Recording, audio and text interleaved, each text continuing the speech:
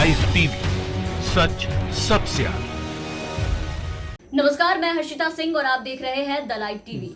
आखिरकार वही हुआ जिसके कयास लगाए जा रहे थे। बिहार में भी एनडीए गठबंधन जो है वो टूट चुका है। एलजेपी यानी कि लोक जनशक्ति पार्टी अलग हो चुकी है।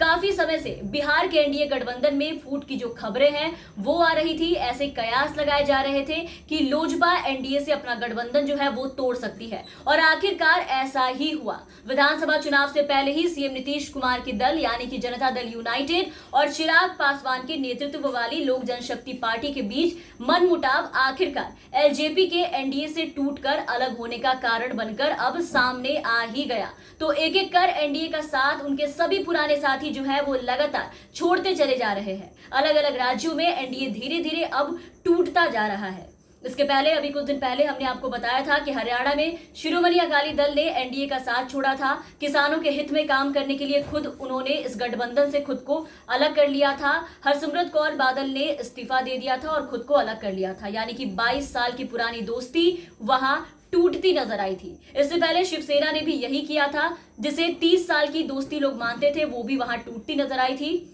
तो एक एक कर सभी पार्टियों का अलग होना ये बताता है कि भाजपा के काम से, उनके फैसले से, उनके रवैये से उनके सहयोगी पार्टी सहमति नहीं रखते हैं। इनका अलग होना ये बताता है कि सबका साथ सबका विकास का नारा देने वाली बीजेपी पार्टी अपने ही पुराने साथी को साथ लेकर नहीं चल सकी। हालांकि जहां तक बात रही एलजेपी की एनडीए से अलग होने की, ना रहने की बात, तो लोजपा भाजपा के साथ तो गठबंधन में रहेगी, पर नीतीश से उन्होंने अपना दरकिनार कर लिया है। मतलब ये हुआ कि अब जहां जहां नीतीश के उम्मीदवार खड़े होंगे वहां वहां लोजपा भी अपने कैंडिडेट्स, अपने उम्मीदवार खड़े करेगी। और लोक जनशक्ति पार्टी यानी कि एलजेपी ने जेडीयू के खिलाफ उम्मीदवार उतारने का भी अब ऐलान कर दिया है। लोक जनशक्ति पार्टी की संसदीय बोर्ड की आज बैठक हुई। इस बैठक में यह निर्णय लिया गया कि बिहार में एलजेपी अकेले चुनाव लड़ेगी, यानी कि विधानसभा चुनाव में एलजेपी एनडीए का हिस्सा अब नहीं रहेगी। लोजपा अब अपने दम पर चुनाव लड़ेगी। लोजपा ने यह बिल्कुल साफ कहा है कि कई सीटों पर वो जेडीयू के साथ उनकी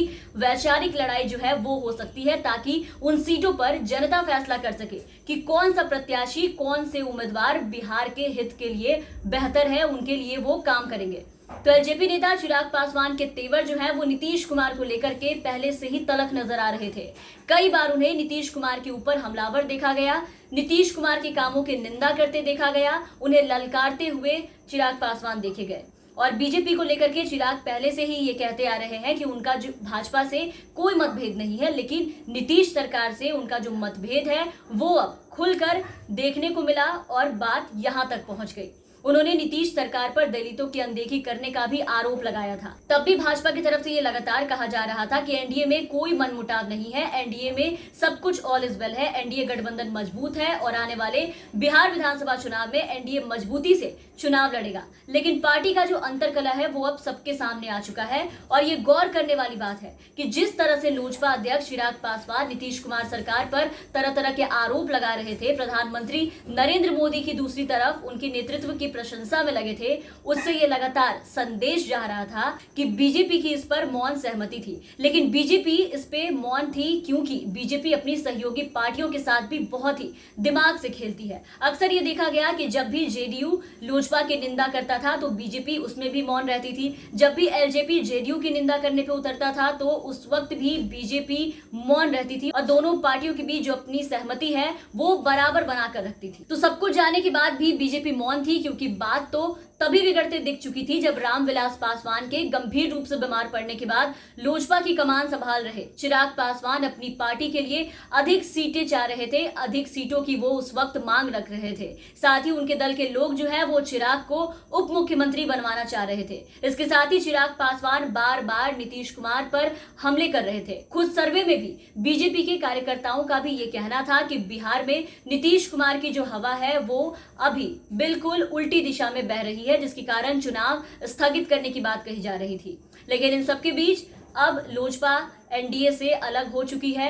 अलग होने के बाद अब ये देखने वाली बात होगी कि अगर लोजपा 143 सीटों पर अपने उम्मीदवार खड़े करती है तो वो किन किन सीटों पर उम्मीदवार नहीं देती है। लेकिन ऐसा कहा जा रहा है, ऐसे कयास लगाए जा रहे हैं कि लोजपा अधिकतर उन्हीं सीटों पर अपने उम्मीदवार देगी जहां से बीजेपी के कोई उम्मीदवार नहीं खड़े होंगे। तो इन सबके बीच इस बार का बिहार विधानसभा चुनाव जो है वो बहुत ही दिलचस्प होने वाला है।